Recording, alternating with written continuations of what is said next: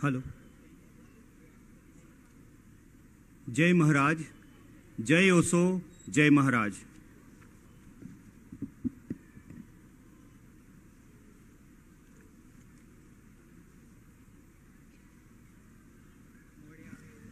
आज के शुभ दिन का सत्कार करते हैं, पावन मन से ध्यान योग करते हैं। आज के शुभ दिन का सत्कार करते हैं, पावन मन से ध्यान योग करते हैं। सबकी खुशी में हो हमारी खुशी, सबकी खुशी में हो हमारी खुशी। इस पंक्ति को चरितार्थ करते हुए प्रांत स्मरणीय योगीराज अवधूत श्री संतराम महाराज, परम पूजनीय वंदनीय महंत श्री रामदास महाराज के चरणों के सिर झुकाकर उन्हीं के आशीष और अनुमति के साथ इस सूरत शब्द योग साधना ध्यान शिविर का शुभारंभ करते हैं।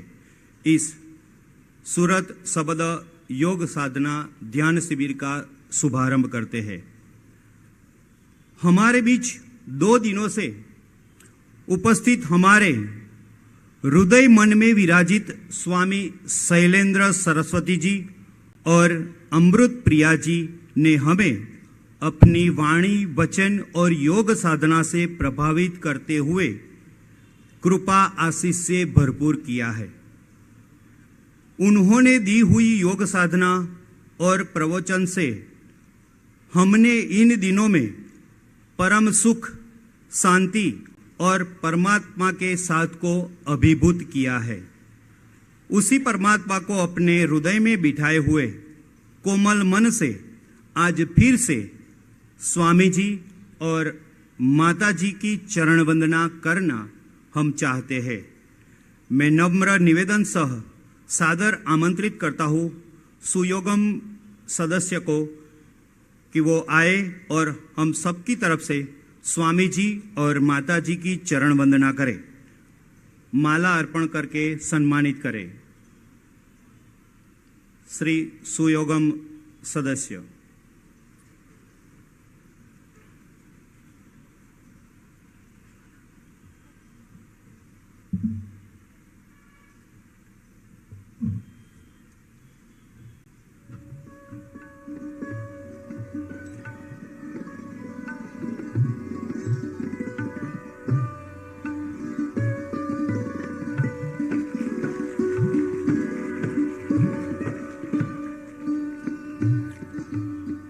तालियों की गड़गड़ाहट के साथ हम भी स्वामी जी और माता जी को सम्मानित करते हैं। पहले दिन जब आए तब पता चला था कि स्वामी शैलेंद्र जी ने MBBS की डिग्री प्राप्त की हुई है, वो डॉक्टरेट है और ओशो हॉस्पिटल में बीमार कई लोगों को और कई जगह जन जन की सेवा की थी। हम सब जानते हैं कि डॉक्टर का काम क्या होता है। बीमार लोगों की सेवा करने का पुण्यशाली काम वो डॉक्टर करते हैं। लेकिन वह भी तय है कि जो बीमार पीड़ित लोग होते हैं उन्हीं की वो सेवा करते हैं। परम पूजनीय स्वामी शैलेंद्र जी तो उनसे भी पर है। वो तो यह चाहते हैं कि कोई भी रूप से कोई पीड़ित न हो, कोई रोगी न हो, कोई बीमार न हो। उसी उक्ति को सार्थक करते हुए स्वामी शैलेंद्र सरस्वती जी और मां अमृत प्रिया जी ने योग साधना का भगीरथ कार्य करते हुए जन जन की सुख शांति और परमात्मा की अनुभूति करवाते हैं और लोगों के मन से हर प्रकार की बीमारी या दुख का हल ले आते हैं। तो आइए आज आखिरी दिन में भी हम सर्व प्रकार से निरोगी बनकर ही जाएंगे, यही शुभ विचार के साथ स्वामी शैलेंद्र जी और माता अमृत प्रिया जी के प्रवचन को सुने, उनके मुख से आशीर्वचन प्राप्त करें और कृतार्थ बनकर जाए। जय महाराज, जय ओशो, जय महाराज। सभी मित्रों को प्रणाम। जय महाराज, जय ओशो। जय महाराज, जय ओशो। अभी आपके पास आने के पहले पत्रकारों से चर्चा चल रही थी, तो कुछ महत्वपूर्ण बात हुई है, वह मैं आप सबके सम्मुख भी रखना चाहूँगा। कुछ सालों पहले हम गोरखपुर गए हुए थे और वहाँ पता चला, जहाँ हमारा ध्यान शिविर हो रहा था, वहाँ से निकट ही मगहर नामक गांव है, जहाँ संत कबीर ने अपनी देह त्यागी थी। कबीर साहब किस जाति के थे किसी को पता नहीं, शायद हिंदू माता पिता से पैदा हुए थे, लेकिन मुसलमानों ने पाला पोसा बड़ा किया था। उनके शिष्यों में हिंदू भी थे, मुसलमान भी थे। जिंदगी भर वे सबको प्रेम से खाते रहे, लेकिन हैरानी की बात, जब उनकी मृत्यु हुई, उनके शिष्यों में ही झगड़ा हो गया और आधे हिस्से में समाधि बनाई गई और आधे हिस्से में मझार बनाई गई। हिंदू मुसलमानों ने दीवार खड़ी कर ली। पिछले 600 साल से वहां दीवार खड़ी थी।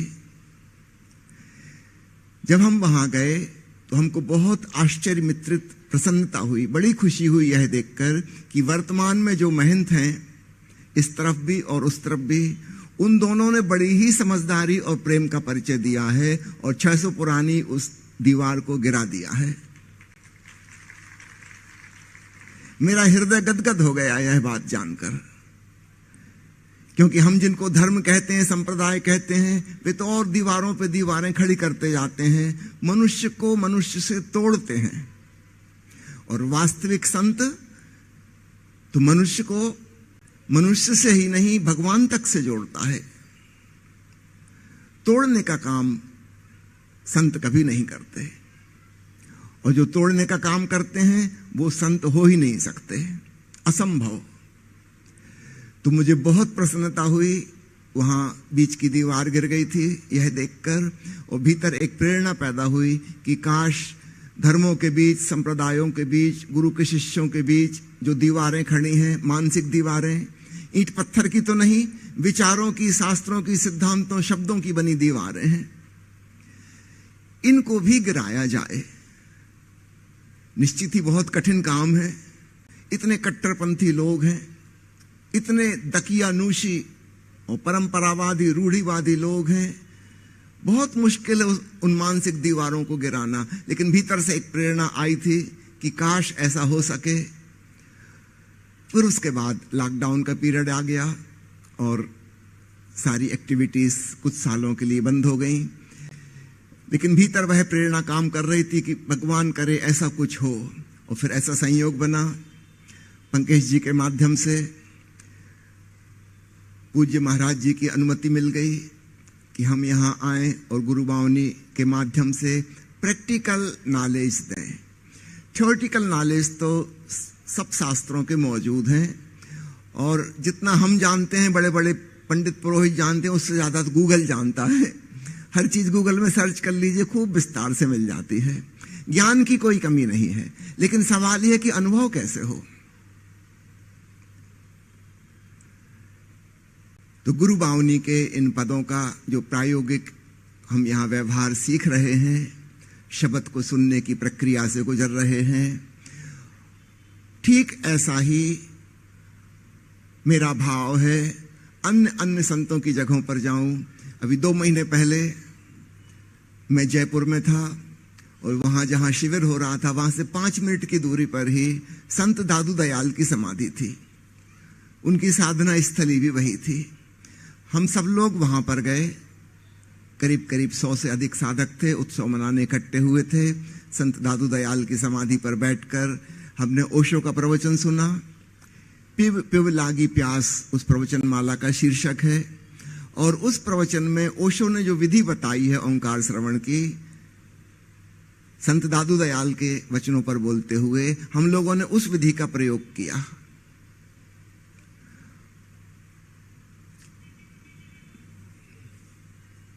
महाराज जी का स्वागत करते हैं।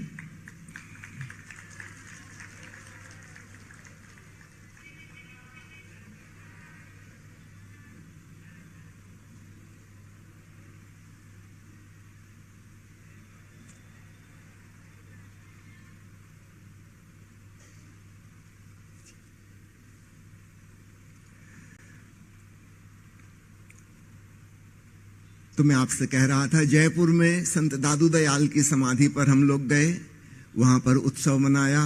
उन लोगों ने हमारा बड़े प्रेम से हार्दिक रूप से स्वागत किया। उन लोगों को ऑलरेडी पता था कि ओशो ने संत दादू दयाल के ऊपर 2 प्रवचन मालाएं दी हैं। हम लोगों ने प्यू प्यू लागी प्यास का प्रवचन वहां पर सुना, और उसमें संत दादू दयाल ने ओंकार श्रवण की जो विधि बताई है, उस विधि का वहां पर प्रयोग किया। तो हमारे संग जो मित्र गए थे उनको भी बहुत लाभ हुआ, और संत दादू दयाल के जो शिष्य वहां पर मौजूद थे वो लोग भी बहुत हर्षित हुए, और उन्होंने हमें निमंत्रण दिया है कि फिर कभी आइए। तो एक सिलसिला वहां से शुरू हुआ। अब हम यहाँ पर आए हैं महाराज जी की आशीर्वाद से, और मुझे लगता है ऐसा ही आगे यह सिलसिला चलेगा।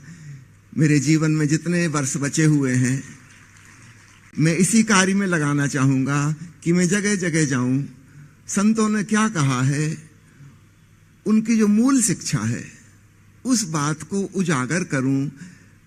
मुझे कठिन भाषाएं तो नहीं आती, हिंदी अंग्रेजी के अलावा अन्य कोई भाषा भी नहीं आती, और वो भी सरल भाषा ही आती, कठिन भाषा नहीं आती। इसका एक फायदा भी है, मेरी बात सब लोग समझ जाते हैं। क्लिष्ट भाषा बोलो तो लोग समझते ही नहीं, सरल भाषा तो प्रकृति प्रदत्त मेरी भाषा ही वैसी है, तो मैं सरल भाषा में समझाता हूं। और बड़ी हैरानी की बात है, दुनिया के जितने संत हुए हैं उन सबकी मूल शिक्षा एक ही है। गुरु नानक ने कहा ना, एक ओंकार सतनाम, एक ही मूल शिक्षा है। उस ओंकार में, उस सतनाम में डूबना, उसके साथ एकात्मीय हो जाना, उसमें विलय हो जाना।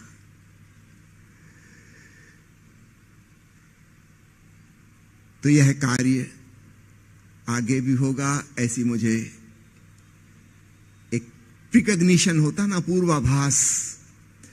और संतों की वाणी में से चुन चुन कर उन हीरों को बाहर निकाला जाए जो सारे जगत के काम के हैं। अभी क्या हुआ है, जो छोटे छोटे संप्रदाय बन गए हैं, छोटे छोटे घेरे बन गए हैं, हमने अपने उन ऋषियों को, अपने पूर्वज संतों को हमने कारागृह में बंद कर दिया है। उसके बाहर बात ही नहीं जा पाती। नहीं, उन्हें मुक्त करना है, उन्होंने हमको मुक्ति सिखाई है, और हमने उन्हीं को बंधन में डाल दिया। कुछ साल पहले ऐसा हुआ था, जैन साध्वियों के एक समूह ने मुझे आमंत्रित किया ध्यान साधना सीखने के लिए। मैं वहां पर गया, 10 दिन का कार्यक्रम था। 10 दिन उनके साथ बड़ी गहन विचार विमर्श हुआ। जैन दर्शन के बारे में मुझे भी ज्यादा नहीं पता था, यद्यपि मैं जैन परिवार में पैदा हुआ हूं। जैन ग्रंथों के बारे में मेरी कोई नॉलेज नहीं थी।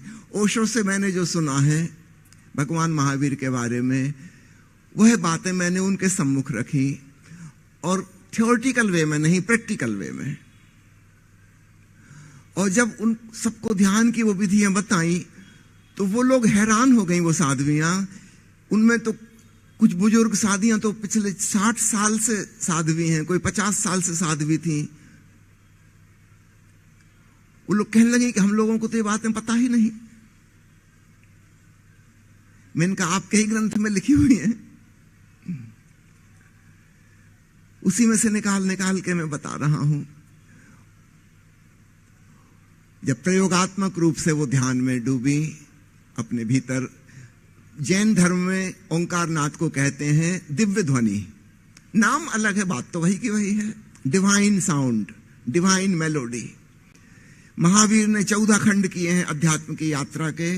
जब सुरति भीतर वापस लौटती है, उसके 14 विभाग किए हैं, ताकि साधक को पता चले कि वह कहां पर है।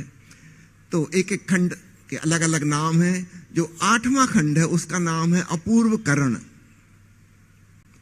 और जब कोई साधक 8वीं स्थिति में पहुंचता है, तब उसको अपूर्व श्रुत दिव्य ध्वनि सुनाई देनी शुरू होती है।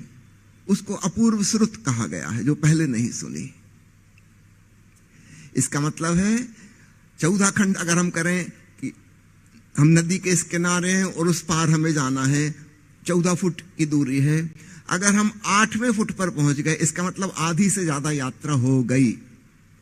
जब मैंने उन साध्वियों को बताया कि जब आपने अपूर्व श्रुत सुन लिया तो शास्त्र के मुताबिक आधी से अधिक आध्यात्मिक यात्रा संपन्न हो गई। अब दूरी बहुत कम बची है, बस थोड़ी सी और बची है। वो साध्वियां कहने लगी, ये तो हमने कभी सोचा ही नहीं था, क्योंकि जैन परंपरा में माना जाता है कि केवल पुरुष ही मुक्त हो सकते हैं और कलयुग में पुरुष भी केवल 4थे खंड तक पहुंच सकते, उसके आगे जा ही नहीं सकते। पुरुष साधु, केवल मुनि जिन्होंने सब त्याग दिया है, वस्त्र भी त्याग दिए हैं, केवल वही 4थे खंड तक जा सकते हैं। 8वें तक का तो सवाल ही नहीं उठता। और महिलाओं के लिए तो पहला खंड भी नहीं है। वो तो इस जन्म में साधना करें, बस उससे यही होगा कि अगले जन्म पुरुष रूप में उनका जन्म होगा और तब वे साधु बनेंगी और तब आध्यात्मिक यात्रा होगी। कितनी निराशाजनक दृष्टिकोण है ये, कितना नेगेटिव एटीट्यूड कि स्त्रियां साधना कर ही नहीं सकती। मैंने उनका कहा कि अब आपके शास्त्र के मुताबिक अब आप बताइए, आप 8वें खंड में पहुंच गई कि नहीं। वो लोग खुशी में झूम उठी, मगन हो गई। कहते हमारे जीवन का महासौभाग्य अकल्पनीय घटित हो रहा है। तो प्यारे मित्रों, अलग अलग धर्मों में, संप्रदायों में, अलग अलग सद्गुरुओं के शिष्यों की मंडली में जैसे मैं जा रहा हूं, आप सबसे भी विनती करता हूं, अपने घेरे से बाहर निकलिए, सब जगह जाइए, सबसे मिलिए जुलिए और देखिए जो असली बात है अध्यात्म की वह एक है, जैसे विज्ञान एक है। भाई पत्रकारों से मैं यही कह रहा था कि फिजिक्स को चाहे हिंदी में पढ़ो, चाहे फ्रेंच भाषा में पढ़ो, चाहे चाइनीज भाषा में, चाहे अंग्रेजी भाषा में, गणित गणित ही है। 2 और 2 मिलकर 4 होंगे। ऐसा थोड़ी कि चाइना में 2 और 2 मिलकर 5 हो जाएंगे और जापान में 6 हो जाएंगे। नहीं, 2 और 2 4 होते हैं तो 4 ही हो सकते हैं। सारी दुनिया में फिजिक्स एक है, केमिस्ट्री एक है, मेडिकल साइंस एक है। जब बीमारी एक है तो उसका इलाज भी एक ही होगा। ऐसा थोड़ी होगा कि गुजरात में कैटरेक्ट का ऑपरेशन अलग तरीके से होगा और महाराष्ट्र में अलग तरीके से होगा। हाँ, अगर कोई नया तरीका खोज लिया गया है बेहतर, तो दुनिया के सारे डॉक्टर तुरंत उसी को अडॉप्ट कर लेंगे, पुरानी चीज को छोड़ देंगे। विज्ञान में उन्नति होती जाती है, पुरानी चीजों को हम छोड़ते जाते हैं, उससे और बेहतर टेक्नोलॉजी आ जाती है, हम उसको अडॉप्ट कर लेते हैं सारी दुनिया में तुरंत। काश अध्यात्म में भी ऐसा हो सके, तब अध्यात्म भी एक विज्ञान बन जाएगा, चेतना का विज्ञान, साइंस ऑफ कॉन्शियसनेस। फिर हमको विशेषण जोड़ने की जरूरत नहीं कि हिंदू, कि मुसलमान, कि सिख, ईसाई, कोई विशेषण की जरूरत नहीं। क्या कोई ईसाई गणित होता है? ठीक है, बिजली का बल्ब एक ईसाई वैज्ञानिक ने बनाया होगा। क्या बिजली ईसाई हो गई? और एक हिंदू बटन दबाएगा तो बिजली नहीं जलेगी कि तुम हिंदू हो, हम नहीं जलेंगे, हम तो ईसाई हैं? नहीं, ऐसा नहीं होता। विज्ञान विज्ञान है, सबके लिए सार्वभौम है, सार्वजनिक है, सबके लिए एक है। ठीक है, खोज किसी ने की होगी, लेकिन एक बार खोज हो गई, टीबी का इलाज खोज लिया गया, अब दुनिया में कहीं भी किसी को भी टीबी होगी, वो मेडिसिन काम करेगी। धर्म से क्या लेना देना, जाति से क्या लेना देना, उसकी राजनीतिक सोच और मत से क्या लेना देना। ठीक ऐसा ही अध्यात्म भी एक आत्मा का विज्ञान है, स्वयं को जानने की प्रोसेस है। तो इसमें कोई विभाजन नहीं है, कोई खंड नहीं है। और अगर हमको कहीं लगता है कि कुछ भेद है तो हमें अपनी दृष्टि सुधारनी चाहिए, हमारी दृष्टि में कोई दोष है। संतों की वाणी में तो भेद हो नहीं सकता, एक बात सुनिश्चित है। अभी थोड़े समय पहले मैं एक जगह गया हुआ था, वहां एक सज्जन कहने लगे कि आपकी शक्ल सूरत ओशो से मिलती जुलती, ये तो समझ में आता है, डीएनए, शक्ल सूरत एक सी होगी, भाई भाई हैं, तो आवाज में भी कुछ समानता है, भाई भाई की आवाज थोड़ी एक सी तो होती है। वो कहने लगे लेकिन एक बात समझ में नहीं आती, ओशो ने भीतर के सत्य का जैसा वर्णन किया है, आप भी वैसे ही करते हैं। आप उनकी नकल क्यों करते हैं? आप अपनी मौलिक बात कहिए। मैंने उसका बैठो सुनो। पहले मैंने उनको एक चुटकुला सुनाया कि स्कूल में एक बच्चे को टीचर ने निबंध लिखने को दिया, मेरी गाय। सभी के घर में गाय होती हैं गांव में, तो उस बच्चे को दिया गया था मेरी गाय पर निबंध लिखो। अगले दिन वो लिख कर लाया। टीचर ने देखा, उसने कहा कि तुमने नकल की है, तुम्हारा बड़ा भाई 2 साल पहले इसी क्लास में था, बिल्कुल एग्जैक्ट निबंध उसने लिखा था।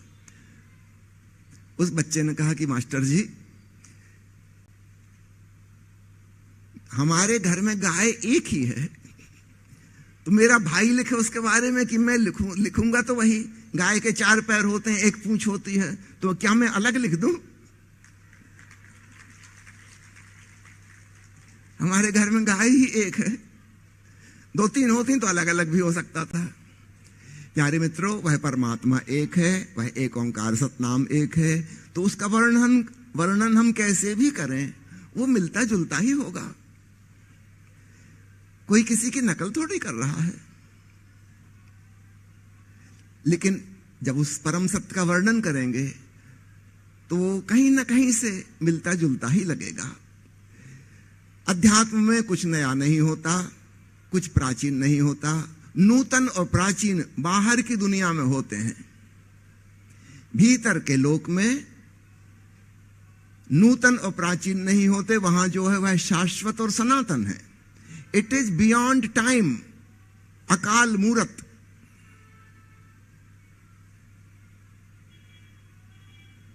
समय के पार है। तो ना तो वहां कुछ नया होता है और ना कभी कुछ पुराना होता है। हजारों लाखों साल पहले ऋषियों ने जो जाना वो हम आज भी जान सकते हैं, और हमारे लाखों साल बाद भी कोई जान सकता है। इसमें कुछ किसी ने किसी की नकल नहीं की है। हाँ, दूसरे से हमने ये सीखा कि भीतर कैसे जाएं, ध्यान की विधि क्या है, योग का उपाय क्या है, ये हम दूसरे से सीख सकते हैं। लेकिन वो जो अनुभव होगा वो हमेशा मौलिक ओरिजिनल होगा, अपने भीतर होगा। उस अनुभव को कोई किसी को दे नहीं सकता, गुरु भी शिष्य को दे नहीं सकता। समझ दे सकता है कि कैसे अपने भीतर जाओ, लेकिन भीतर जो तुम जानोगे वो तुम स्वयं ही जानोगे। वह तुम्हारा अपना मौलिक खजाना है, वह हस्तांतरणीय नहीं है, नॉन ट्रांसफरेबल। कोई किसी को नहीं दे सकता, क्योंकि सबके पास पहले से मौजूद है। देने का सवाल कहां उठता है? तो पत्रकार मित्रों से यह चर्चा हुई जो मैंने आपको थोड़ी सी कही। अब मैं निवेदन करता हूं मां प्रिया जी से आज की 4 साखियां सुनाने के लिए। और आज हमारे पास चूंकि समय कम है, पंकज जी का कहना है कि एक फोटोग्राफी का समय आज निकालना है, तो आज हम संक्षेप प्रवचन देंगे, ठीक है?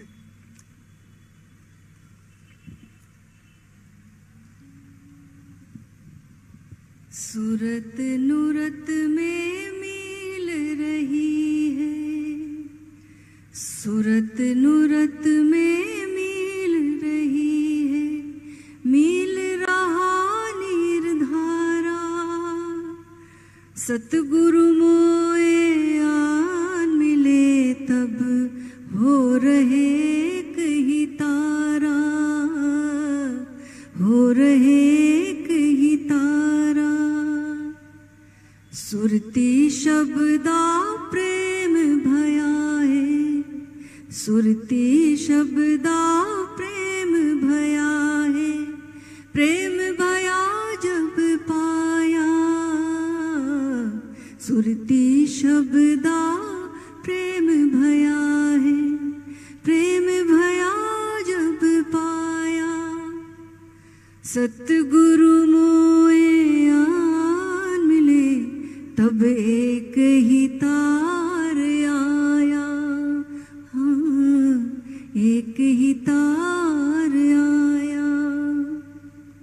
सुरती शब्दा सूर चढ़ा है, सुरती शब्दा सूर चढ़ा है, मन बांधा एक ही खूंटे सुरती शब्दा सूर चढ़ाए, मन बांधा एक ही खूंटे, सतगुरु मोए आन मिले, परमात्म सुख लूटे। सतगुरु मोए आन मिले, परमात्म सुख लूटे। सूरत नूरत के पार गई है, सूरत नूरत के पार गई है, नरत रही नीरधारा। सतगुरु मोए आन मिले, जब मैं मेरा मन मारा। सतगुरु मोए आन मिले, जब मैं मेरा मन मारा। मैं मेरा मन मारा, मैं मेरा मन मारा। कितने प्यारे शब्दों में, कितने अनूठे अंदाज में बात कही गई है। सुरत निरत में मिल रही है, मिल रहा नीर धारा। दो जलधाराएं जब मिल जाती हैं, गंगा जमुना जब मिल जाती हैं, कहीं कुछ अलग रह जाता है। फिर क्या हम पहचान सकते हैं कौन सा गंगा का पानी, कौन सा जमुना का पानी? सब एक हो गई। तो ठीक ऐसे ही हमारे भीतर जो आत्मा है, हमारा केंद्र, वहां से जैसे जैसे हम बाहर जाते हैं, मन है, भाव है, फिर शरीर है, फिर बाहर पूरा संसार है। ऐसा समझे संसार एक व्हील, एक चक्र है, उसका केंद्र बिंदु परमात्मा है। तो जैसे जैसे हम परमात्मा से दूर जाते हैं, चक्र पर अलग अलग अलग अलग चीजें हो जाती हैं। साइकिल का चाक होता है, कितने सारे स्पोक्स हैं उसमें, अलग अलग बिंदुओं पर जा रहे हैं। लेकिन अगर हम उल्टी यात्रा करें चाक से केंद्र की तरफ, तब हम पाएंगे स्पोक्स आपस में मिलने लगे और केंद्र बिंदु पर जाकर, एक्सिस पर जाकर सब एक हो गए। ठीक ऐसे ही जब हम बहिर्मुखी होते हैं तो हम खंड खंड में बंटते जाते हैं, अनेक में डिवाइड हो जाते हैं। लेकिन जब भीतर लौटते हैं, ध्यान की यात्रा करते हैं, तब धीरे धीरे वो खंड अखंड होने लगते हैं, आपस में मिलने लगते हैं। सुरत निरत में मिल रही, भेदभाव खोने लगा, एक होने लगे, मिल रही नीर धारा, जैसे जलधाराएं मिल गईं, कोई भेद न बचा। सतगुरु मोए आन मिले, तब हो रहा है एक ही तारा। सब चीजें एक तार, समरस समान हो जाती हैं। तो जैसे जैसे हम अपने केंद्र से दूर जाते हैं, खंड और भेद और अनेक हो जाते हैं। जैसे जैसे भीतर आते हैं, सब कुछ एक तार होता जाता है। अंततः हम पाते हैं बस एक ओंकार सतनाम ही बचा, सब कुछ उसमें जाके समा गया, मिल गया। मां प्रिया जी से निवेदन करता हूं अगली साखी। अगली साखी है, सुरती शब्दा प्रेम भया है, प्रेम भया जब पाया, सतगुरु मोए आन मिले, तब एक ही तार पाया। हमारी जो सुरती की क्षमता है, हमारी जो चेतना की क्षमता है, वो उसमें प्रेम करने की क्षमता है। ये जो प्रेम है, जब इसका शब्द से लग गया, जब नहीं लगा तब संसार से लगा हुआ है, शब्दों से लगा हुआ है, लेकिन बाहर के खोखले शब्दों से, जिसका कि कोई अर्थ बिना अनुभव के हमारे लिए नहीं है। वो शब्द हो सकते शास्त्र के भी हों, वो शब्द विज्ञान के भी हों, वो शब्द कहीं के भी हो सकते हैं, और बाहर की वस्तुओं से, बाहर के जगत से प्रेम लगा हुआ है। जब ये प्रेम वापस लौटता है स्वयं की ओर और शब्द से लगता है, तो एक चमत्कार होता है। प्रेम की बात जमाने में निराली देखी, प्रेम की बात जमाने में निराली देखी, प्रेम से प्रेम की फलती हुई डाली देखी, प्रेम से प्रेम की फलती हुई डाली देखी। प्रेम इंसान को इंसान बना देता है, प्रेम इंसान को इंसान बना देता है, प्रेम पत्थर को भगवान बना देता है। प्रेम पत्थर को भगवान बना देता है। अगर प्रेम की आ गया जीवन में, प्रेम करने की कला आ गई, तो पत्थर नहीं, पत्थर कुछ जड़ नहीं है, सब चैतन्य हो गया हमारे लिए। और प्रेम नहीं है तो इंसान भी हमारे लिए पत्थर हो जाता है, और प्रेम आ गया तो पत्थर भी हमारे लिए भगवान हो जाता है। सब कुछ, कुछ भी जड़ नहीं, सब चैतन्य, सब पूरा संसार एक व्यक्तित्व ले लेता है हमारे लिए। हर वस्तु एक व्यक्तित्व ले लेती है, और नहीं तो हर व्यक्तित्व एक वस्तु बन जाता है प्रेम के बिना। तो प्रेम जीवन में आ जाए। हम बिना प्रेम के अगर भीतर भी जाएंगे और भीतर ओंकार में भी डूबने की कोशिश करेंगे, प्रेम नहीं है तो बात नहीं बनने वाली। हम उसका भी उपयोग करना चाहेंगे, हम सोचेंगे उसमें जाकर डूबकर शांति मिलती है, वहां जाकर सारी मनोकामनाएं पूरी होती, ना जाने क्या क्या कामनाओं को लेकर हम जब भीतर जाएंगे बिना प्रेम के, तो कुछ रूपांतरण नहीं होगा, आत्म रूपांतरण नहीं होगा। जब हम प्रेम से अपने भीतर डूबेंगे, शब्द में डूबेंगे, हम रूपांतरित हो जाएंगे। हमारे भीतर एक चमत्कार पैदा होगा, हमारे होने मात्र में आनंद होगा। अब हमारे भीतर सतगुरु मोए आन मिले तब एक ही तार पाया, बस ऐसी लौ लग जाती है, ऐसी लगन लग जाती है, और द्वैत नहीं बचता, बस एक स्वर बचता, एक ओंकार सतनाम बचता, आनंद सच्चिदानंद स्वरूप बचता है हमारा। आगे आप।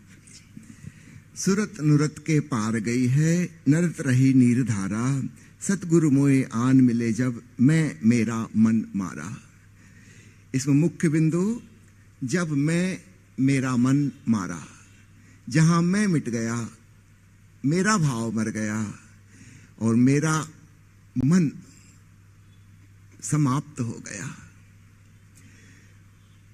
अगर हम बाहर से शुरू करें, परिधि से, संसार के चक्र से, तो संसार है, फिर हमारा शरीर है, फिर शरीर के भीतर हमारा मन है, उसके और भीतर भावना है, हृदय है, उसके और भीतर केंद्र में आत्मा है, परमात्मा है। अगर हम एक बड़ा सर्कल खींचें, उसके भीतर एक छोटा व्रत, उसके भीतर और छोटा व्रत, और छोटा व्रत, और छोटा व्रत, और अंत में केंद्र बिंदु। ऐसा समझें, जो मैंपन है और मेरा मन है, यह केंद्र से बाहर है, केंद्र से दूर है। तो जब हम भीतर जाएंगे तो शुरुआत में हमें अपना मन मिलेगा, विचार मिलेंगे, धारणाएं मिलेंगी, कल्पनाएं मिलेंगी, स्मृतियां मिलेंगी, फिर हम उसके भी और आगे निकल जाएंगे केंद्र की तरफ। वहां पर निर्विचार, निर्विकार, निराकार, शून्य है, चैतन्य मात्र है, साक्षी मात्र। हम मन के पार निकल गए। इसी को उन्मनी दशा संतों ने कहा है, किसी ने अमनी दशा कहा है। जापान के जैन फकीर इसको कहते हैं the state of no mind, संक्षेप में थॉटलेस अवेयरनेस, निर्विचार जागरूकता। फिर वहां पर मन नहीं, मन वास्तव में क्या है? विचारों का संग्रह। भगवान बुद्ध ने बहुत अच्छा शब्द उपयोग किया है मन के लिए। उन्होंने कहा है स्मृति आलय। आलय अलमारी बोलते ना, पुस्तकालय बोलते हैं हम, यहां पुस्तकों का भंडार। तो हमारा मन जो है वह सूचनाओं का भंडार है, इसके अलावा और कुछ भी नहीं। जैसे कंप्यूटर में हम फीड कर देते इंफॉर्मेशन, और फिर जब जरूरत पड़ती तो उसमें से वो इंफॉर्मेशन हमें प्राप्त हो जाती है। हमारा मन भी ऐसे ही है, बायोलॉजिकल कंप्यूटर है, छोटा सा कंप्यूटर इस खोपड़ी में फिट है, बिना बैटरी, बिना बिजली के चलने वाला। आजकल वैज्ञानिक आर्टिफिशियल इंटेलिजेंस बना रहे हैं, क्योंकि ये जो नेचुरल इंटेलिजेंस है यह भी उससे ज्यादा नहीं है, इट इज जस्ट मशीन। तो बाहर भी मशीन बनाई जा सकती है, इससे भी ज्यादा विराट स्तर की मशीन बनाई जा सकती है। हमारे मन में जितनी सूचनाएं संग्रहित हैं उससे लाखों करोड़ों गुना ज्यादा संग्रह की जा सकती हैं। कंप्यूटर डेवलप्ड होते चले जा रहे हैं। अभी आने वाले युग में क्वांटम कंप्यूटर्स आएंगे। जो वर्तमान कंप्यूटर चल रहे हैं इससे करोड़ों गुना ज्यादा कॉम्पैक्ट, करोड़ों गुना, 2 गुना 4 गुना नहीं, एकदम क्वांटम लीप, बड़ी छलांग लगने वाली है। वह एक मशीन ही है। ठीक ऐसे ही हमारे भीतर भी एक छोटा सा यंत्र मौजूद है, जहां पर हमने जो भी जाना, सुना, देखा, पढ़ा, सीखा, सारे अनुभव वो वहां पर इकट्ठे हैं, उसको हम कहते हैं मन। तो जब हम भीतर ध्यान में डूबते हैं, सबसे पहले मुलाकात हमारी इसी से होती है। फिर जब हम और आगे बढ़ते हैं, हम इसके पार निकल जाते हैं। सुरत नुरत के पार गई है, नरत रही नीर धारा। वहां भीतर अमृत धारा बरस रही है, चैतन्य की, ओंकार की। जब मैं मेरा मन मारा, वहां पर मैं भाव नहीं है, कोई ईगो नहीं है, अस्मिता नहीं है, और वहां मेरा मन भी नहीं है। सभी संत बार बार कहते हैं भीतर का अनुभव अकथनीय है, वर्णन नहीं हो सकता। क्यों नहीं हो सकता? क्योंकि जब वहां पहुंचे तो वहां मन नहीं था। मन यानी ये सूचनाओं को रिकॉर्ड करने वाली मशीन, ये पीछे छूट गई थी। तो जब वहां पहुंचे तो वहां जो जाना, वो जाना तो, जिया तो, लेकिन मन ने उसको रिकॉर्ड नहीं किया, क्योंकि मन को वहां ले नहीं जा सकते। कई जगह रहता ना जहां कैमरा ले जाना मना है, तो हम तो गए लेकिन कैमरा नहीं ले जा सके, वहां का फोटोग्राफ नहीं ला पाए। कुछ ऐसी स्थिति होती जब हम अपनी समाधि में डूबते हैं, हम परमात्मा को जानते हैं, परमात्मामय हो जाते हैं, लेकिन चूंकि मन वहां जा नहीं सकता, मन तो बाहर है, वो बाहर ही छूट गया। फिर जब हम वापस लौटे, अब हम अपने मन का उपयोग कर सकते हैं, लेकिन इस मन को तो उस बारे में कुछ नहीं पता, ये कैमरा तो यहीं रह गया था। इसलिए अपनी अंतरात्मा का अनुभव हम किसी भी प्रकार से नहीं कर सकते, क्योंकि बोलने में, बताने में तो हम इस मन का, भाषा का उपयोग करेंगे, और इस मन ने तो उसको जाना ही नहीं, इसके तो हम पार चले गए थे। बाद में फिर जब लौटे तब हम अपना मन उठाया और अब इस मन से दूसरे लोग पूछ रहे हैं बताओ क्या जाना। ये मन कैसे बताए? या जो भी वो कहेगा वो सही नहीं हो सकता, सटीक नहीं हो सकता, उसमें भूल चूक हो जाएगी। चलिए आज की आखिरी साखी। सुरती शब्दा सूर चढ़ा है। सुरती को शब्द का सूर चढ़ गया, मन बांधा एक ही खूंटे, सतगुरु मोए आन मिले, परमात्म सुख लूटे। हमारे मन की क्षमता है, ये मन जो है एक वाद्य यंत्र की तरह है, जो कि सुरीला संगीत भी निकाल सकता है और कोलाहल भी निकाल सकता है। इसकी ये क्षमता है कि ये कोलाहल में भी व्यस्त रह सकता है और स्वर में भी डूब सकता है। तो जब हमारी सुरती को शब्द का स्वर चढ़ता है तो भीतर एक चंचलता जो थी वो गायब हो जाती है और भीतर एकाग्रता स्वतः आ जाती है।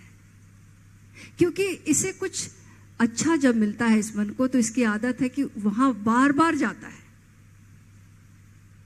जब तक इसे कुछ मिला नहीं है तब तक ये भटकता रहता है, चंचलता इसकी आदत है। एक बार एक राजा है और वो जैन फकीर के पास जाता है, अपने गुरु के पास, और कहता है कि मुझे ध्यान सीखना है, मुझे कुछ बातें करनी है, मेरे पास प्रश्न है, मुझे उत्तर अभी चाहिए। कहाँ है गुरुदेव? तो राजा की पत्नी मिली और उन्होंने कहा कि आप बैठिए, आसन में विराजिए, मैं जाती हूँ और गुरु को बुला कर लाती हूँ, वो अभी खेत पर गए हुए हैं। राजा ने बोला आप बुला कर लाइए, और बैठते नहीं है और वो चलते रहते हैं, टहलते रहते हैं। पत्नी जब पहुंचती है अपने पति के पास, गुरु के पास, और कहती है कि राजा आपसे मिलने आए हैं, अध्यात्म की प्यास लेकर आए हैं, लेकिन मुझे तो ये पागल नजर आते हैं। राजा बोले कैसे? तो बोले इतना बेचैन व्यक्ति, इतना विक्षिप्तता लिए व्यक्ति कि पल भर जो बैठ नहीं सकता, लगातार चलता जा रहा है, वो कैसे आपसे कुछ ग्रहण कर पाएगा? तो जैन फकीर ने कहा कि तुमने क्या कहा उनसे? तो उसने बताया कि मैंने उनसे कहा कि विराजिए, और घर की जो सबसे सुंदर आसन थी मैंने वो चटाई बिछा दी। तो जैन फकीर हंसे और बोले पगली, राजा चटाई पर नहीं बैठता, राजा सिंहासन पर बैठता है। तो ऐसे ही हमारा मन तब तक नहीं बैठता, तब तक चंचल रहता जब तक इसे परमात्मा का आसन, ओंकार का सहारा नहीं मिल जाता। तो मन बांधा एक ही खूंटे, सुरती शब्दा सूर चढ़ाए, मन बांधा एक ही खूंटे। बांधना नहीं पड़ता, बंध गया, हिप्नोसिस जैसे हिप्नोटाइज्ड हो गया, ऐसा स्वर चढ़ गया। सतगुरु मोए आन मिले, परमात्म सुख लूटे। सतगुरु क्या आ गए जीवन में, सुख ही सुख बरस गया। एक सुख है जो बाहर मिलता है, कारणों से मिलता है, वो कारण भी क्षण भंगुर है, वो सुख भी क्षण भंगुर है। हर सुख दुख लाता है, चाहे वो दुख हो चाहे वो सुख हो, दोनों ही उत्तेजनाएं हैं। तो शांति कहाँ होगी वहां, सुख कहाँ होगा वहां पर। एक और सुख है, वो सुख किसी कारण से नहीं मिलता, अकारण है, वो हमारे होने मात्र का सुख है। जब हम अपने भीतर जाते हैं, जब उस शब्द में डूबते हैं, तो हमारे भीतर अकारण आनंद बरस जाता है। कुछ करना नहीं पड़ता, बस होना मात्र आनंद बरसा देता है। ऐसी शांति उतरती है, और वो शांति उदासी वाली नहीं, नाचती हुई शांति, थिरकती हुई शांति रहती है। उसी का नाम आनंद है। तो वो बरस जाता है सदगुरु की कृपा से। सदगुरु की कृपा हुई, उसके बिना कुछ नहीं हो सकता। सदगुरु आते हैं, सदगुरु हमको हमसे मिलाते हैं, तब ये घटना घटती है। उनकी मौजूदगी मात्र ये चमत्कार कर देती है। सतगुरु मोए आन मिले, तब एक परमात्म सुख लूटे। परमात्मा का सुख, सांसारिक सुख तो हर सुख दुख ले आएगा, हर दुख सुख ले आएगा, और इसी झूले में हम झूलते रहेंगे गोल गोल, कहीं कोलू के बैल की तरह। लेकिन एक जो भीतर आनंद है, वो अपने होने मात्र का, वो सदगुरु की मौजूदगी का चमत्कार है। तो प्यारे मित्रों, आज चूंकि प्रवचन माला का यह अंतिम है, एक बात पुनः दोहराना चाहूंगा। कुछ आपको? हाँ, मैं ये कहना चाहूंगी, सदगुरु की मौजूदगी को महसूस करने के लिए हमें संवेदनशील होना पड़ेगा, बहुत संवेदनशील, बहुत रिसेप्टिव होना पड़ेगा, तब ये जीवन में घटना घटती है। संवेदना हृदय में ना होती तो हृदय पाषाण हो गया होता। संवेदना हृदय में ना होती तो हृदय पाषाण हो गया होता। मधुरिमा कंठ में ना होती, मधुरिमा कंठ में ना होती तो शब्द विषपान हो गया होता। वासना प्रेम में ना होती तो प्रेम वरदान हो गया होता। याचना भक्ति में ना होती तो भक्त भगवान हो गया होता। तो बस ऐसे संवेदनशील, ऐसे रिसेप्टिव हो जाएं, ये संवेदना हमें भक्ति तक ले जाएगी और भगवत्ता का अनुभव करा देगी। बहुत बहुत धन्यवाद मां प्रिया जी। सभी मित्रों को मैं सूचना देना चाहूंगा, कल सुबह आखिरी प्रश्नोत्तर सत्र होगा, आज रात को भी एक होगा, क्योंकि कल के बहुत से सारे सवाल बचे हुए हैं। तो डिनर के पश्चात 8 बजे हम पुनः एक बार मिलेंगे, और कुछ सवाल ईमेल से और व्हाट्सएप पे आए हुए हैं, उनका जवाब कल सुबह 6:30 बजे हो जाएगा। इसके अलावा और भी आपके मन में कोई सवाल हो, आप हमसे पूछ सकते हैं हमारे व्हाट्सएप नंबर से जुड़कर। ओशो फ्रेग्रेंस और रजनीश फ्रेग्रेंस नाम की वेबसाइट है, वहाँ से आप जुड़ सकते हैं। यूट्यूब चैनल है, व्हाट्सएप ग्रुप्स हैं इनके। आपका कोई भी सवाल हो आप हमें ईमेल भी कर सकते हैं। मेरा ईमेल याद रखना बहुत आसान है, swamishalan-saraswati@gmail.com। मेरा नाम ही है पूरा, स्वामी शलन सरस्वती, 1 सिंगल वर्ड @gmail.com। आप मुझे हिंदी या अंग्रेजी भाषा में लिख के भेजिए। निश्चित रूप से आपके सवालों का जवाब यथासंभव यथाशीघ्र मैं देने की कोशिश करूंगा।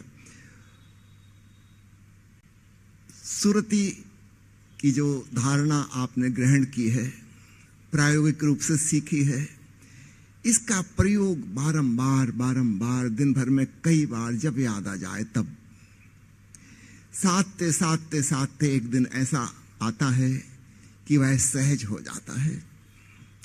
आप सहज शब्द से ऐसा नहीं समझना कि बड़ा सरल और सुगम है, इसके पहले बड़ी कठिन साधना करनी पड़ती है, तब जाके वो हासिल होता है। उदाहरण के लिए, बचपन में हमने साइकिल चलानी सीखी, क्या सरल थी? कितना मुश्किल लगता था। ऐसा लगता था चमत्कार जिन लोगों को देख के, करे कैसे साइकिल पे बैलेंस साधे हैं, 2 चाक की चीज पे कैसे बैलेंस रहेगा। फिर हमने कोशिश की, गिरे पड़े, कई बार चोटें खाई, लेकिन धीरे धीरे वो संतुलन बनाने की कला आ गई। पहले अब किसी का सपोर्ट लिया, मित्रों ने सहयोग दिया, धक्का मार दिया, चल गई साइकिल। धीरे धीरे कुछ दिनों में फिर हम चलाने लगे, संतुलन भी सध गया। और अब हमें सोचना थोड़ी पड़ता है, एक बार संतुलन आ गया तो आ गया। ठीक ऐसे ही तैरना सीखना शुरू में कितना कठिन लगता है, लेकिन एक बार सीख गए तो सीख गए, फिर जिंदगी में आप कभी भूल नहीं सकते। कोई आदमी 50 साल तक ना तैरे, कोई फर्क नहीं पड़ता, जहां पानी में गिरेगा वो तैरेगा, तुरंत तैर जाएगा। जहां साइकिल का संतुलन बनाने का समय आएगा वो बन जाएगा, भूलने का सवाल ही नहीं है। ठीक ऐसे ही हम सुरति को साधते हैं, साधते हैं, साधते हैं, धीरे धीरे धीरे धीरे एक दिन सुरति सहज हो जाती है। फिर श्रम नहीं करना पड़ता, हम बिल्कुल विश्राम पूर्ण होते हैं, कुछ कर ही नहीं रहे, सब अपने आप हो रहा है। तो वह परम लक्ष्य है। हम शुरुआत करते हैं साधना से, लेकिन एक दिन साधना भी छूट जानी चाहिए। अर्थात जो हमारा साध्य है हमारे लिए वह सहज हो जाना चाहिए। कबीर साहब से किसी ने पूछा कि पतंजलि ने योग में बड़ी समाधियों का वर्णन किए हैं, सविकल्प समाधि, निर्विकल्प समाधि, सविचार समाधि, निर्विचार समाधि, सबीत समाधि, निर्वीत समाधि, संप्रज्ञात, असंप्रज्ञात, भांति भांति के क्लासिफिकेशन किया है। आपकी दृष्टि में कौन सी समाधि सही है? कबीर ने कहा साधो सहज समाधि वाली। 100% की बात कह दी। जो सहज हो जाए वो सर्वश्रेष्ठ है, वो भली है। निश्चित रूप से उसके पहले हमें साधना पड़ेगा, लेकिन सदते सदते सदते एक दिन वह सहज हो जाती है।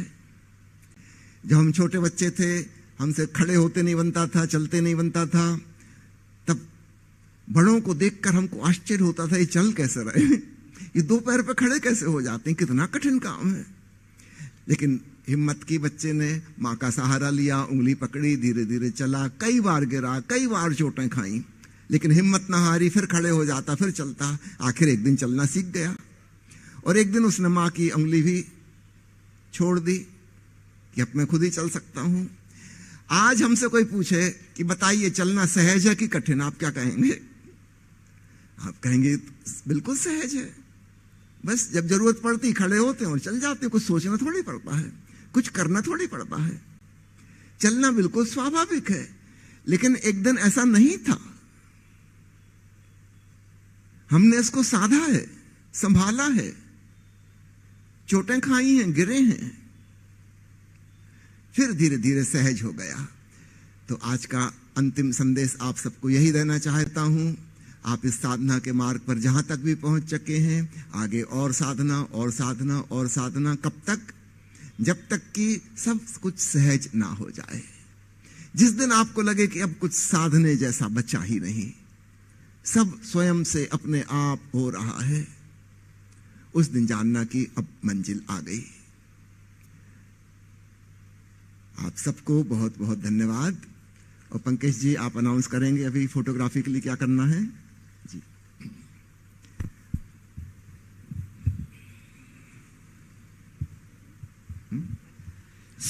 जय महाराज। सभी संतों से निवेदन है मंचस्थ हो।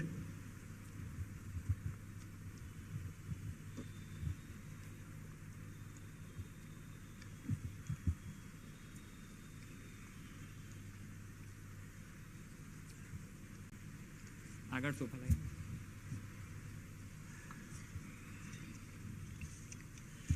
सभी निर्गुणदास जी, सर्वेश्वर दास जी, मुरारी दास जी, आप आओ। कृष्णदास जी, कृपया मंचस्थ हुए। निरंजन बापू, आप भी।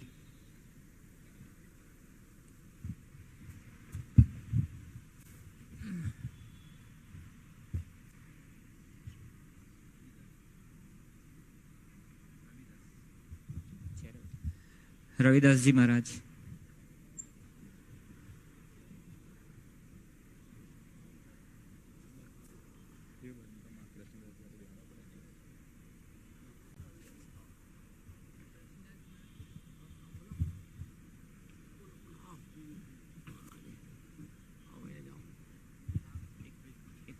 पर चढ़ाई दो।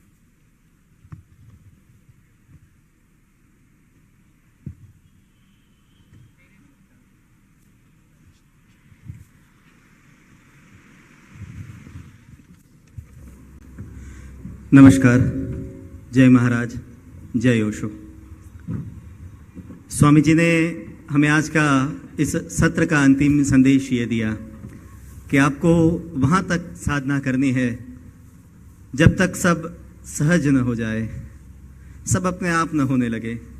हमारे गुजराती में राजेंद्र शुक्ल जी का एक शेर है, आ અહીં પહોંચ્યા પછીથી એટલું સમજાય છે, આ અહીં પહોંચ્યા પછીથી એટલું સમજાય છે, कोई कांई करतू नहीं, आ બધું तो थाय છે। वहां तक पहुंचना है कि हमें कुछ करना ना पड़े, सब अपने आप होने लगे और हमें यह समझ में आए कि हमें कुछ नहीं करना है, सब अपने आप होता है।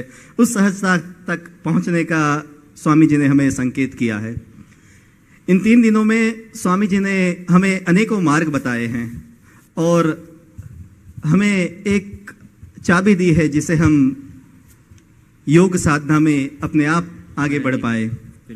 स्वामी जी तो जन कल्याण के लिए और विश्व कल्याण के लिए निकले हैं, तो वो तो हजारों लाखों लोगों का, करोड़ों लोगों का कल्याण करने के लिए। कल ये शिविर का आखिरी दिन है, पूरा हो जाएगा और स्वामी जी अपने आगामी कार्यक्रम के लिए चले जाएंगे। लेकिन जैसे आज भी ओशो हमारे अंतर्मन में है, वैसे स्वामी जी अगर हमारे इस शहर में न रहे, हमारे इस मंदिर में न रहे, कहीं और उनकी शिविर चलती हो, फिर भी आप हमारे अंतर्मन में हमेशा रहेंगे।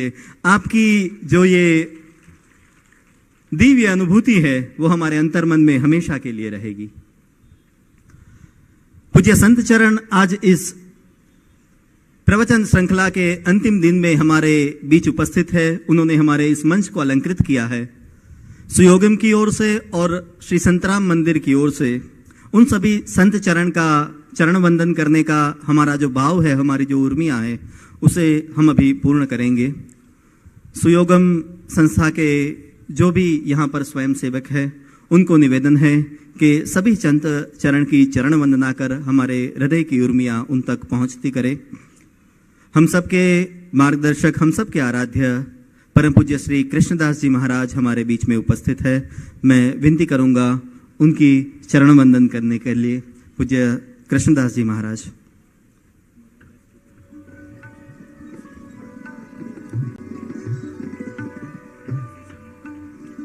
पूज्य मुरारीदास जी महाराज करमसद से हमारे बीच में पधारे हैं। पूज्य मुरारीदास जी महाराज की चरण वंदन के लिए प्रार्थना करूंगा।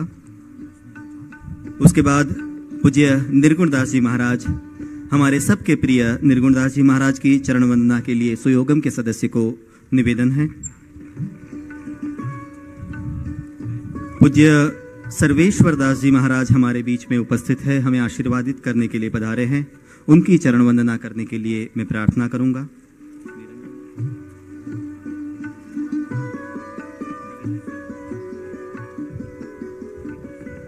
पूज्य रविदास जी महाराज हमारे बीच में उपस्थित है। उनकी चरण वंदना के लिए मैं निवेदित करूंगा सुयोगम संस्था के स्वयंसेवक को।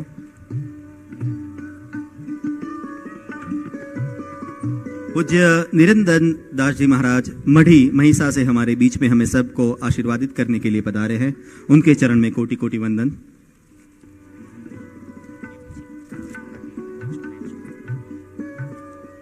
सभी संत चरण के चरण कमल में कोटि कोटि वंदन।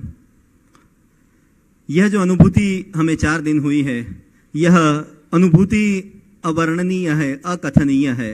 जैसे महाराज जी ने अभी संकेत किया कि कोई ऐसी जगह होती है जहां पर हम कैमरा लेके नहीं जा सकते, वैसे ही उन दशा में हमें ले गए हैं कि जिनका शब्दों में वर्णन करना हमारे लिए कठिन है, वो अनुभूति है और वो अनुभूति ही रहेगी।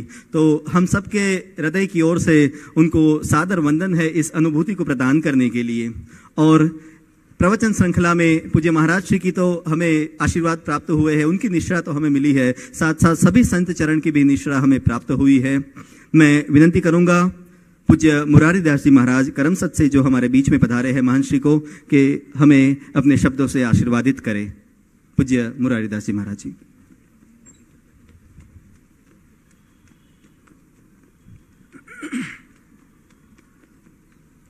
रामाय रामभद्राय रामचंद्राय वेदसे रघुनाथाय नाथाय सीताया पतये नमः। मोक्षार्थिभिः सेव्यपदारविन्दं जितेन्द्रियं श्रेष्ठगुणालयं च विवेकवैराग्यसमाधियुक्तं वन्दे सदा श्रीगुरुशन्तराम। ॐ शान्तिः शांति शांति। योगीराज अवधूत श्री संतराम महाराजनी दिव्य अखंड ज्योति को वंदन करते हुए ब्रह्मलीन सदगुरु नारायणदास जी महाराज और वर्तमान परम श्रद्धेय परम पूज्य रामदास जी महाराज को प्रणाम करते हुए आज के इस विशेष 3 या 4 दिन का जो सत्र है उसका पूर्णाहुति कार्यक्रम में मंचस्थ संतराम मंदिर के हमारे वरिष्ठ पूज्य संतगण कृष्णदास जी महाराज, पूज्य निर्गुणदास जी महाराज, हमारे सर्वेश्वर दास जी महाराज, निरंजन दास जी महाराज, पछे गांव से हमारे बीच पूज्य रविदास जी महाराज उपस्थित है। उपस्थित सभी संतगण, आमंत्रित मेहमान और 4 दिन हमारे बीच रह के हमको जय महाराज का एक दर्शन और करवाया। जैसे है ही, लेकिन कहते हैं ना, कोई हमारा सामान जो कहीं अलमारी में रख देते तो कई समय तक उसको निकालते ही नहीं है, फिर दिवाली आने के समय उसको निकालते, फिर थोड़ा साफ करके फिर वापस रख देते हैं। लेकिन पूज्य महाराज श्री रामदास जी महाराज का एक ऐसा विचार है कि अब वापस मत रखो, उसको खोल के आगे बढ़ो। तो ऐसा ही एक उद्देश्य, एक विचार हमारे बीच साकार रूप में सुयोगम संस्था के नाम से प्रस्थापित हुआ और हम सब लोग ऐसे परम सद्भागी भी है कि भटकने की आरजू ही किसको है, तुम मिल जाओ तो रुक जाऊं मैं। भटकने की आरजू ही किसको है, अगर तुम मिल जाओ तो हम रुक जाए। तो ऐसे सत्र का प्रारंभ, नाम तो ओशो से सुना ही है हम सब लोगों ने। तो आज हमारे बीच हमारा सबका सद्भाग्य भी है कि ऐसे ओशो परिवार के पूज्य श्री शैलेंद्र जी महाराज और अमृत प्रिया जी हमारे बीच है।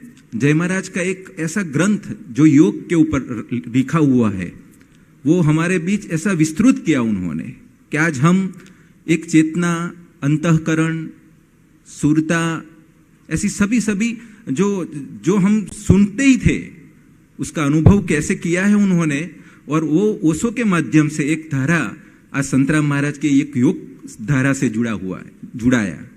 तो हमारे बीच हम सबका सद्भाग्य भी है कि ऐसे ज्ञान हमको ऐसे प्राप्त हुआ।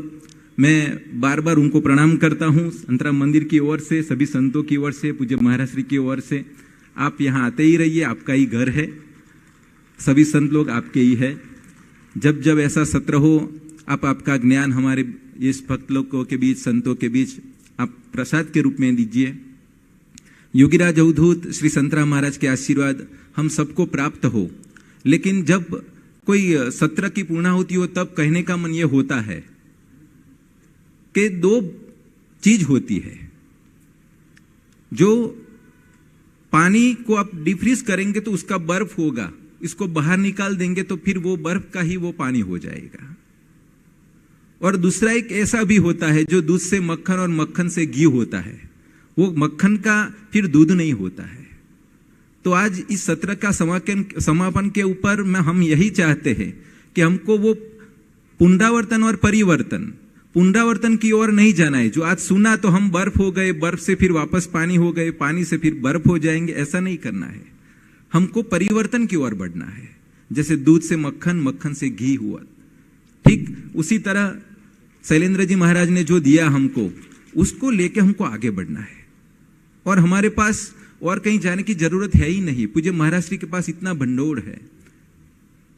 मारुद्वैत पणानु ने कर्म बंधन का प्यू, महाराज श्री का जो पद है वो भी सुनेंगे, तब ये आपको ऐसा लगेगा उसका थोड़ा स्पर्श, शैलेंद्र जी महाराज का स्पर्श थोड़ा लेंगे, उधर पद संग्रह का स्पर्श लेंगे और थोड़ा ध्यान में बैठेंगे, पूज्य महाराज श्री का सत्संग सुनेंगे, तो आपको ऐसा लगेगा आप गति में ही है। जैसे एक बात और भी बता दूं कि एक भाई के मन में ऐसा था कि मैं सब लोगों को देख के, बड़े करोड़पति लोगों को देख के उसको भी लगा कि मैं भी करोड़पति बन जाऊं। तो कैसे बन जाऊं? भगवान से बार बार प्रार्थना करता है, भगवान मेरी लॉटरी लगा दे, कुछ भी कर दे। एक बार ऐसा आया, भगवान ने कहा लगा देंगे। वो भी स्वप्न में जवाब देते थे भगवान, उसको स्वप्न में भी ये वहां तक पहुंच गया था। एक समय ऐसा हुआ, भगवान ने उसको एक थप्पड़ मारा, नींद में था तब, साला लॉटरी नहीं खरीदेगा तो कैसे लगेगी। तो बात यही है कि आप बैठेंगे नहीं, आप एक जगह बैठेंगे नहीं, आप ओमकार की साधना करेंगे नहीं, तब तो ये सुनना ही सुनना रह जाएगा। जैसे बर्फ का पानी और पानी का रबब होता है, परिवर्तन कुछ नहीं होगा। हमको तो अष्टकोण से षष्ठकोण की ओर जाना है, षष्ठकोण से चतुष्कोण की ओर जाना है, फिर एक ऐसा कोण बनाना है जहां कोई कोना नहीं हो, वो सर्कल ही हो जाए, कोई कचरा न रह जाए। तो ठीक उसी तरह आगे बढ़ना है। मैं फिर से आज जो समापन कार्यक्रम हो रहा है, सुयोगम संस्था के अध्यक्ष हमारे पंकज भाई और चांदनी बहन भी इतने ही आगे बढ़, मतलब ये सब लोग पूरी टीम आप जो इसमें आगे बढ़ रही हो, और महाराज का एक ऊपर जो योग का कार्यक्रम चल रहा है, आप सब लोग इसके साथी समिति सब लोगों को धन्यवाद देता हूं कि आप जहां भी हो आगे ही बढ़ो, महाराज का आशीर्वाद आपके साथ है। पंकज भाई ने, हम देखते हैं हमारे पूज्य सत्यदास जी महाराज भी लास्ट 3 महीने से, हम निर्गुण दास जी महाराज 3 महीने से हम पूरे उसमें लगे हुए हैं कि भाई इस कार्यक्रम को कैसे अच्छा करना है। पंकज भाई बार बार बताए स्टेज यहाँ करेंगे, वो करेंगे, वो करेंगे। हमारी चांदनी बहन ऐसी कहती थी कि कलर भी कौन सा सिलेक्ट करना है मेरे को बताओ, फिर हम आगे बढ़ेंगे। कलर भी सौम्य होना चाहिए मंडप का। तो ये बात आपको बताया कि दोनों भी पंकज भाई और चंदनी बहन और पूरी समिति इसमें लगी है पूरी व्यवस्था में। तो हम ज्यादा समय न लेते हुए जय महाराज का आशीर्वाद आप सबको प्राप्त हो, ऐसी शुभ भावनाओं के साथ। शैलेंद्र जी महाराज का तो हम क्या आभार मानेंगे, उन्होंने बहुत कुछ दिया है, तो बार बार आते रहे, बस यही कामना के साथ उनके चरणों में भी, संतों के चरणों में प्रार्थना करते हुए मैं अपनी वाणी को विराम देता हूं। आप सबको मेरा जय महाराज, जय ओशो।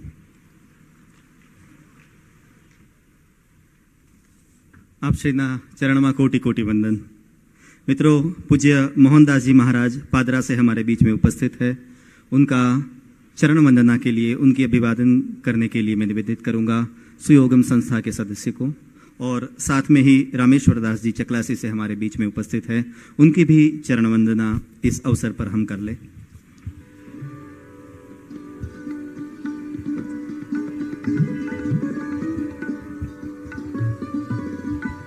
कृष्णदास जी महाराज से निवेदन है थोड़ा प्रासंगिक आशीर्वचन। पूज्य कृष्णदास जी महाराज ने भी हम सबको शुभ आशीर्वाद प्रदान कर दिए हैं। मित्रों, परम पूज्य लक्ष्मण दास जी महाराज रचित श्री संतराम गुरुबावनी पर आधारित सूरत शब्द ध्यान साधना योग के इस अंतिम दिन, प्रवचन सत्र के अंतिम दिन, जब हम समाप्ति की ओर आगे बढ़ रहे हैं, तब हमें ये बात जानने को मिली है, जैसे मुरारी दास जी महाराज ने बताया कि हमें सकल शास्त्र को पढ़ने की आवश्यकता ही नहीं है। जब ये गुरुबावनी से परिचित हुए स्वामी जी, तब स्वामी जी ने कहा कि ये गुरुबावनी तो सकल शास्त्र का सार है, हमारे गुरु ने तो सकल शास्त्र का सार हमें प्रदान कर दिया है। तो इस सकल शास्त्र के जो सार गुरुबावनी का ये जो सत्र चला है, उस सत्र को जिन 2 महापुरुषों ने चलाया है और हमें हमारे गुरु की जो रचना है उनसे सुपरिचित कराया है, वैसे ओशो अनुज स्वामी शैलेंद्र सरस्वती जी और माँ अमृत पिया जी, उनके बारे में क्या कहा जाए। मुझे फहमी बदायूं ने क्या एक शेर याद आता है कि आप जैसा कोई मिला ही नहीं, आप जैसा कोई मिला ही नहीं, कैसे मिलता, कोई था ही नहीं।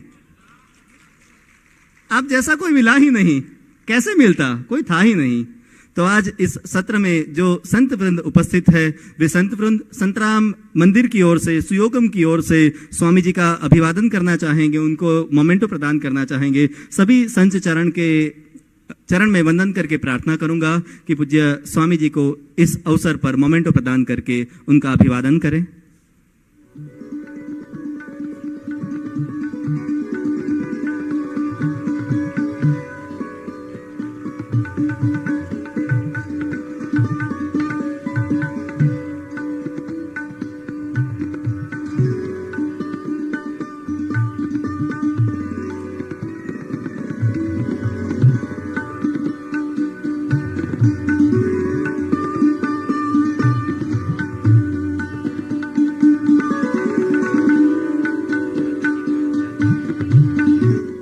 चांदनी बहन को अनुरोध है माता जी को भी मोमेंटो प्रदान करके इस अवसर पर अपने भाव प्रदर्शित करें।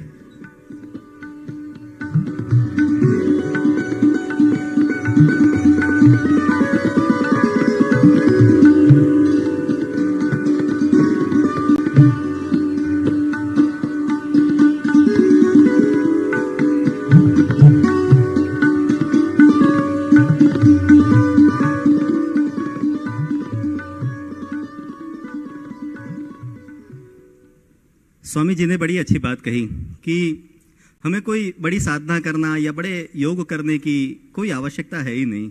जो सहज समाधि है, सहज योग है, वही जो है उसे पाना है। भवेश भट्ट का गुजराती में शेर है कि एणे एवं कीधु सुखनी चावी शोधी लावो, एणे एवं कीधु सुखनी चावी शोधी लावो, हूँ तो एने शोधू छू, सुखने ताड़ू कोणे मार्यू। तो वो चाबियां ढूंढने का कोई प्रश्न ही नहीं है। वो जो सुख है, वो जो समाधि है, वो अमृत तो हमारे पास है ही, सिर्फ हमें उसे जानना है, उसे पहचानना है। और उसकी पहचानने की जो दृष्टि है वो स्वामी जी ने और पूज्य माता जी ने हमें प्रदान की है। उनका तो क्या आभार व्यक्त करें। और ये जो शिविर चली है वो इतनी सफल शिविर चली है। जो शिविरार्थी है उन्होंने भी योग को आकंठ पिया है, और जो हम शिविर में इसके साक्षी बने हैं उनको भी आनंद की अनुभूति हुई है। तो आभार तो क्या व्यक्त करें, लेकिन फिर भी हमारे शब्द जो है वो शब्द चंदन से हम आभार व्यक्त करना चाहेंगे। मैं विनती करूंगा जैनीन भाई को, जो सुयोगम के लिए अभी महाराज जी ने बात की कि पंकेश जी, चांदनी बहन, जैनीन भाई और ये जो सुयोगम के जो सदस्य हैं वो महीनों से इस जो प्रोग्राम है उसे सफल करने के लिए मेहनत कर रहे हैं। तो ऐसे ही सुयोगम के सदस्य जैनीन भाई से विनती करूंगा शब्दों से अपना आभार प्रकट करें।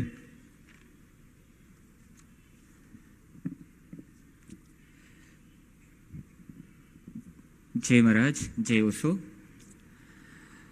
परम पूज्य श्री लक्ष्मणदास महाराज रचित श्री गुरुबावनी आधारित सूरत शब्द योग साधना की ये त्रिदिवसीय ध्यान शिविर का यह ध्यान यज्ञ का अंतिम पड़ाव है।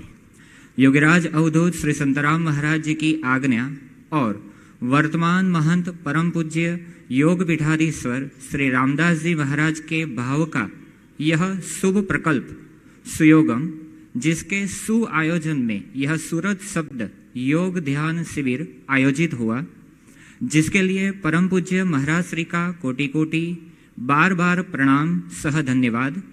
शिविर के हर सत्र में उनकी उपस्थिति हमें और प्रेरणा दे रही है। इस ध्यान यज्ञ के वाहक समान ओशो अनुज स्वामी श्री शैलेंद्र सरस्वती एवं मां अमृत प्रिया जी को साधुवाद धन्यवाद, जिन्होंने ओशो की ध्यान धारा से यह ध्यान स्थली का अभिषेक करवाया। उनके साथ उनकी ओशो फ्रेग्रेंस टीम का भी पूरा धन्यवाद। शिविर के दिनों में उपस्थित हुए संतराम मंदिर के शाखा मंदिरों के महंत श्री, संतराम मंदिर के संत श्रीयों, साधुओं, महात्मा सभी को धन्यवाद साधुवाद एवं आमंत्रित महानुभाव का भी अभिवादन। श्री संतराम कमेटी मेंबर की सक्रियता यह ध्यान यज्ञ में सहजता प्रदान करती गई, उनको भी साधुवाद धन्यवाद। यह शिविर स्थल जो हम यहाँ पंडाल में बैठे हैं उनका निर्माण यानी कि पंडाल व्यवस्था के लिए श्री संतराम मंदिर करमसद, श्री लालजी भाई, श्री रिंकू भाई का तहे दिल से धन्यवाद। साउंड सिस्टम के लिए दिनेश भाई और उनकी टीम, विकास भाई, सभी को धन्यवाद, साधुवाद। सत्रों के लाइव वीडियो रिकॉर्डिंग एवं फोटोग्राफी के लिए प्रग्नेश भाई एवं निमेश भाई और उनकी पूरी टीम को धन्यवाद। जो निवासीय शिविर में जो भोजन की व्यवस्था थी, जो साधकीय भोजन था, उस भोजन व्यवस्था के लिए किरण भाई और उनकी टीम को साधुवाद। पुलिस प्रशासन एवं होमगार्ड भाइयों का भी धन्यवाद। सत्रों के दौरान जो उद्घोषक जो हमारे पास आए, वो सोनक भाई को भी धन्यवाद। जो योग ध्यान करते हुए योग ध्यान की सेवा के लिए हर हमेशा तैयार रहते हैं, वैसे हमारे सुयोगम स्वयं सेवक को साधुवाद। आप योग ध्यान की सेवा निरंतर करते रहे, ऐसी महाराज जी के चरणों में प्रार्थना सह निवेदन है। दो प्रवाहों, सुख सागर योग ध्यान मंदिर, जिसे हमें सुयोगम से परिचित करते हैं शॉर्ट नेम से, एवं ओशो फ्रेग्रेंस का जो ये मिलन हुआ है, इस ध्यान यज्ञ का जो मिलन है, उसके निमित्त मात्र ऐसे सुयोगम संचालक पंकज भाई एवं चांदनी बहन का खूब खूब धन्यवाद, साधुवाद। महाराज जी से आज्ञा कि ऐसे जीवन मुक्ति के और प्रकल्प आयोजित करते रहे, ऐसे हमारे सुख सागर महाराज, संतराम महाराज के चरणों में प्रार्थना। और आखिरी में जो आप सभी ध्यान प्रेमी जो पूरे भारतवर्ष से यहाँ पधारे हैं, आप सभी को नमन, धन्यवाद, साधुवाद। और आखिर में और कोई रह ना जाए उस भाव से इस ध्यान यज्ञ में जो भी प्रत्यक्ष और परोक्ष आहुति प्रदान की, उन सभी चेतनाओं को धन्यवाद, साधुवाद। जय महाराज, जय ओशो।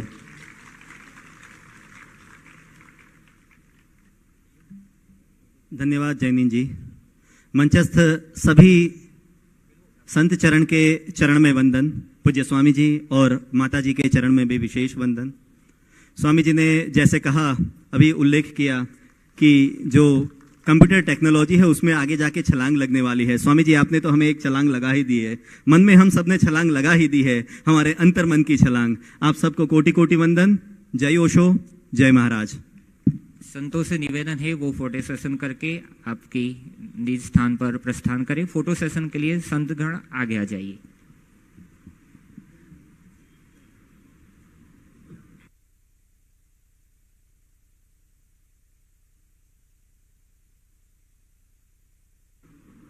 संतगण के बाद में सुयोगम स्वयंसेवक तैयार रहे फोटो सेशन के लिए।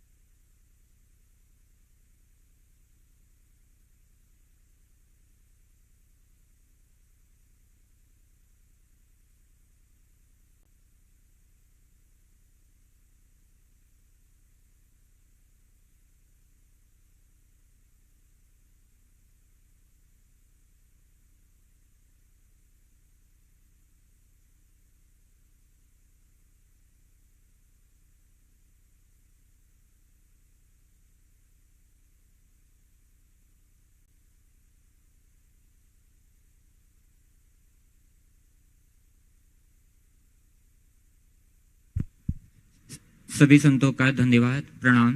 जय महाराज। संतगण जाने के पश्चात सभी सुयोगम स्वयंसेवक झड़प से, त्वरितता से अपना पोजीशन ले ले।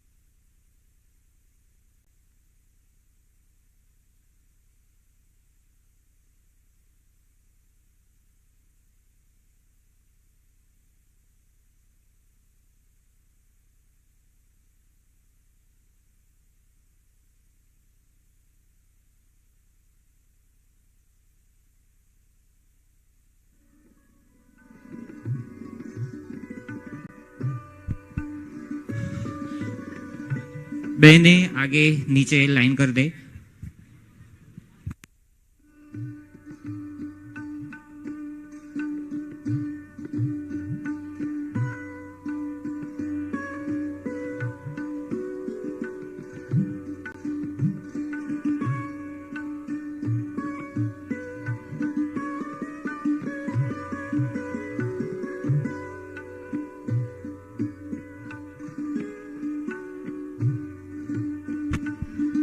सुयोगम स्वयं सेवक के बाद सभी शिविरार्थी जो रजिस्टर शिविरार्थी है वो उनको अभी फोटो सेशन है, वो भी पीछे अपना स्थान ले ले, वहीं से त्वरित आ सकते हैं।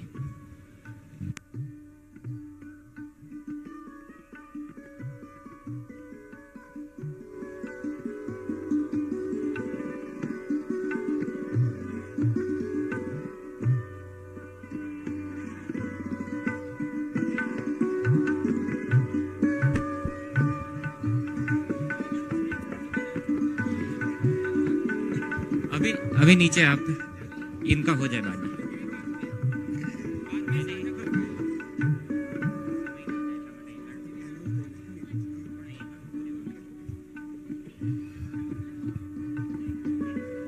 सभी शिविरार्थी जो ध्यान में आए हैं वो यहाँ कॉर्नर में खड़े रहे।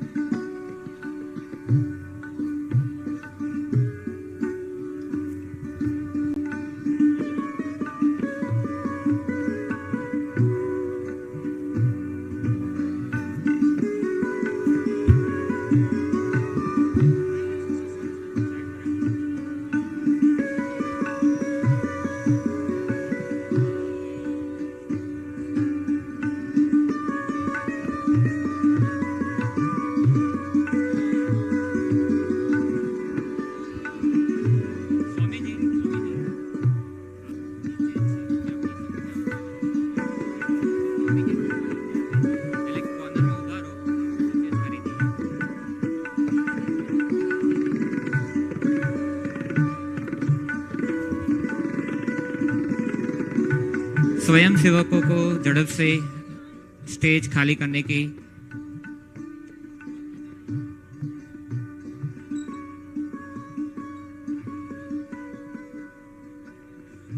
नीचे आओ उसे।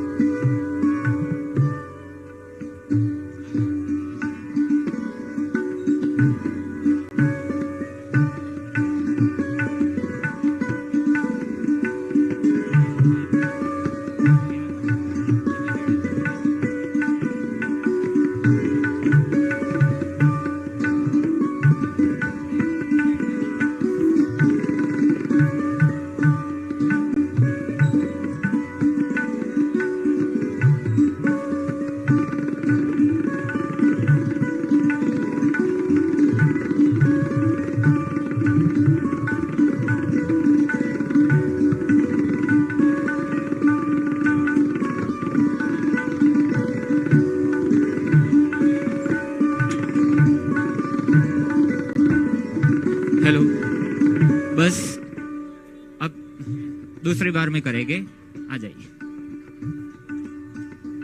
फिर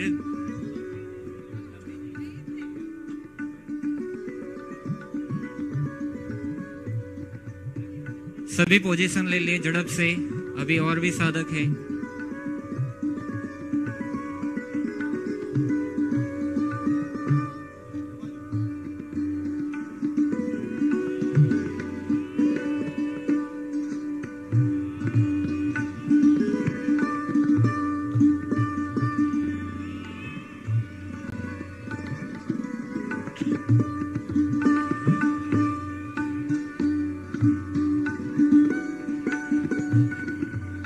यहाँ से इस तरफ से सब नीचे उतर जाए तो दूसरी ओर से आप दूसरे आ सके। आपके लेफ्ट से नीचे आ जाइए, आपके लेफ्ट से। हेलो, धीरे धीरे चले सभी साधक। सभी साधक धीरे धीरे स्टेज से चले।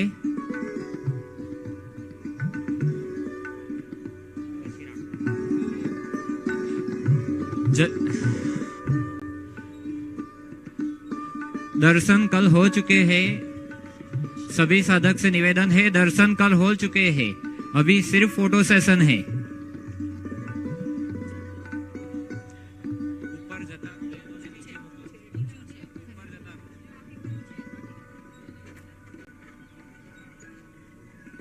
ईना बेन ऊपर जता रहो। बेनों ने झड़प किया, दर्शन करो बैठा है। हाल થઈ ગયા હમણાં પગા ચડા દો।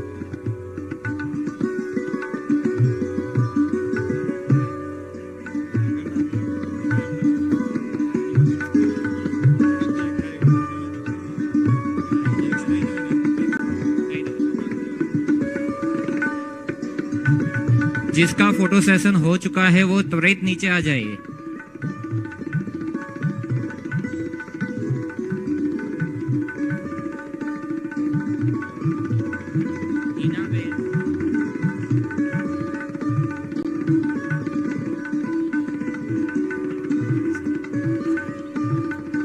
एक से स्वामी जी अभी एक थोड़े बाकी है, नीचे आ जाइए। चलिए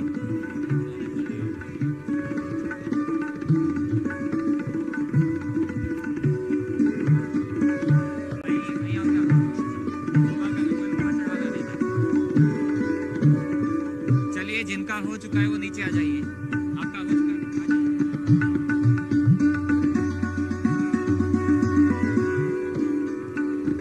नीचे बैठिए।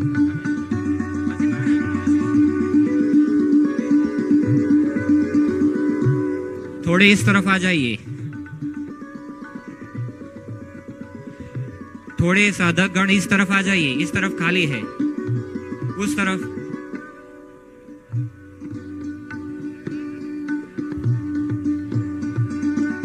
आगे आइए। हाँ, नहीं आगे आइए, आगे आ जाइए।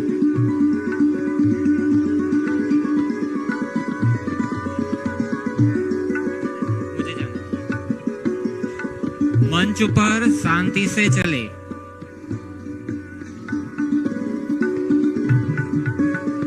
स्टेज के आगे से सब लोग पीछे चले जाओ। मोबाइल में फोटो जो खींचते हैं वो पीछे से खींचो। आप पीछे चले जाइए सब सारे।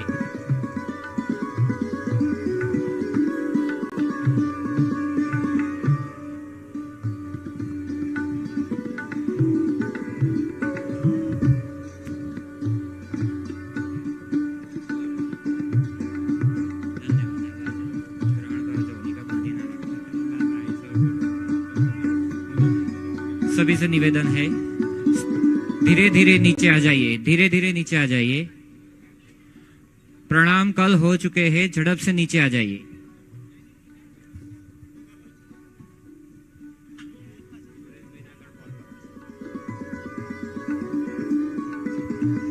साइड पर आ जाइए।